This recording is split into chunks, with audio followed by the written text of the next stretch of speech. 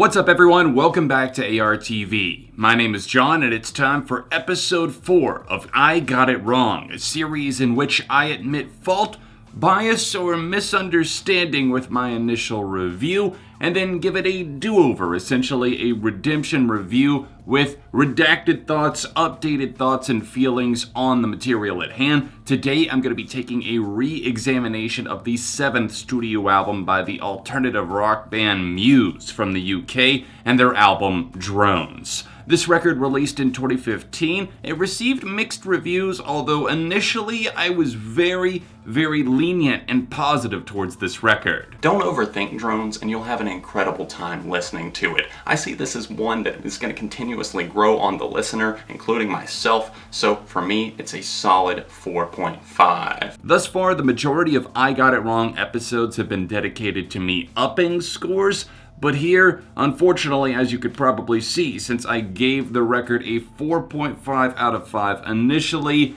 yes, I'm kind of taking some of that back and starting to realize some of the flaws and problems with the album. Drones was a very successful album for Muse. It debuted at number 1 even here in the United States. It replaced Florence and the Machine's How Big, How Blue, How Beautiful at number 1, making it the first time since the 1950s that British artists had debuted at number 1 in back-to-back weeks on the Billboard 200 albums chart. I think that that's definitely a cool feat, something that happened, a historical moment, but also with Drones, while I was very excited about this record at the time, I think that maybe I was salivating because it was like, oh, they're really rocking again. And really rocking isn't everything. The more I've listened to this record over the years, the more I've started to walk back some of my initial feelings and opinions on the album. It's still enjoyable in many aspects. I think musically, this is the way that the album speaks to me the most. But the lyrical content, even some vocal choices and a few production things here and there that kind of glitch out, it's glaring issues like that that keep me from fully loving this album maybe like I once did. Drones is a concept album that focuses on one protagonist. We see an individual that is kind of put up to the task of defecting, breaking away from a movement. A lot of war themes are brought to the light here.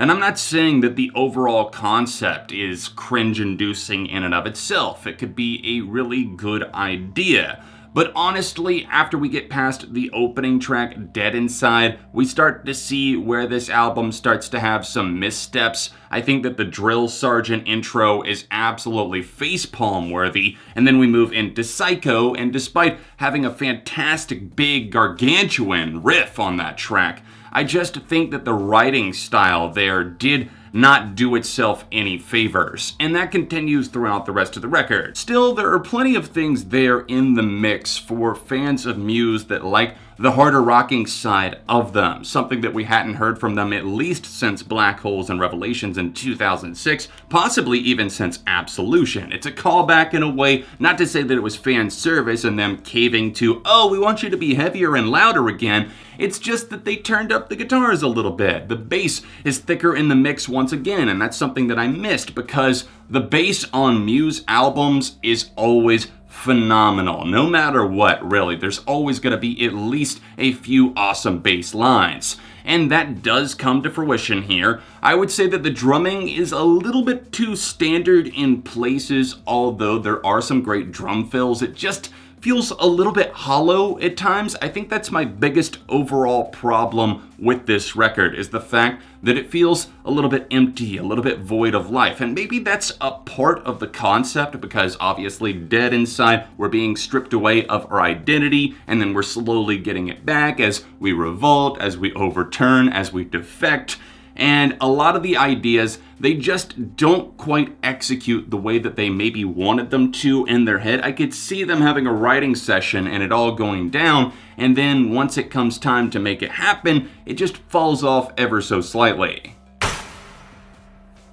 Songs like Revolt remain incredibly catchy. I love the uplifting chorus on that one. I think Matthew Bellamy's vocals on that track are really impeccable and sharp. The songwriting, though, is a bit of a letdown, and it gets a little bit more cataclysmic on some of the other tracks that just have me rolling my eyes. honestly, as much as I do love Mercy in a way, I think that the lyrics really have gotten to me. They've kind of irked me more and more over time. It's just so generic. It can be applied to really any situation, and it does sound a lot like Starlight from Black Holes and Revelations, especially that piano and the intro, even the vocals from Matt. The overall styling of that track feels a bit too familiar. As I mentioned, Psycho has a great riff. It's something that can get fans up on their feet, clapping. It's enjoyable in a live setting. I saw it myself firsthand, but also, are you a psycho killer and everything like that? Sir, it absolutely makes me just kind of grit my teeth, and it's like, is it over yet? I hate the drill sergeant intro. I really don't care for the JFK interlude. There's moments that really throw off the pacing for this record, and honestly, if Dead Inside had gone straight into the next track, Psycho, instead of having the drill sergeant interlude, it might have been a bit more bearable, but we had already heard the drill sergeant so much before we get pummeled with it even more within the context of Psycho. No thank you. The most kick-ass pair of songs that come back to back on the entire record is Reapers and The Handler. And this comes at a nice point on the record too. It's after a few songs that have definitely lifted our spirits, gotten us into the music and the mood of the album, but I feel that Reapers and The Handler are the two most essential tracks that you have to listen to from the whole record.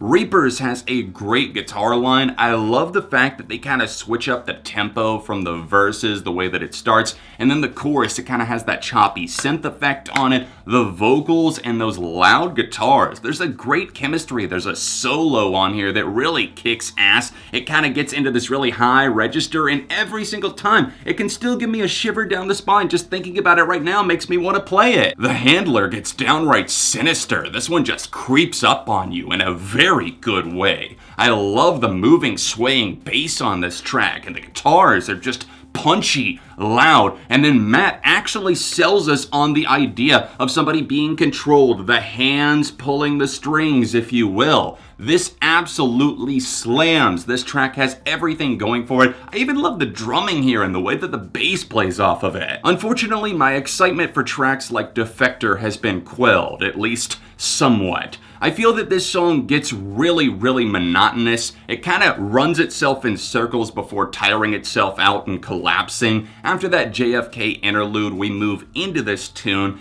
and I just don't see it as going anywhere. Yes, I'm free from society, I'm a defector, and then it just kind of keeps moving with that same notion before finally giving way to Revolt, a song that actually kind of accomplishes something. Dead Inside is still a song that I will stand up for, although I feel it would have been better suited to The Second Law, perhaps, although I can see why the theme ties in and is important to the overall concept, making this album make sense. It does sound like pretty standard Muse from the 2000s, from like the 2009 to 2015 Muse era though, but it's not a bad song at all. In fact, I listen to this one quite consistently, like every few months at least I'll come back and search this one up. Finally, the closing three tracks on this album kind of throw things a bit out of sync for me. I don't care for Aftermath much at all. The themes feel overdone, a little bit too over the top, and it's Muse. They definitely go for it. They're bombastic, but at times it feels silly, especially on drones. But then the Globalist comes in, and oddly enough, I think I've warmed up to this one a bit. It's a long song, over 8 minutes in length, but still, there's something about the momentum there. It starts off very slow, and then there's some heavy, kind of menacing moments where you can see the confrontation, where we can see everything kind of culminating. And then we get the choral moment that they go out on, the title track, Drones, which still, after all this time, hasn't sold me. There's not a hook there for me. I just feel that it's one of the worst songs here, although I like the idea. It could have been pulled off and made something cool, but they just didn't do that in my eyes.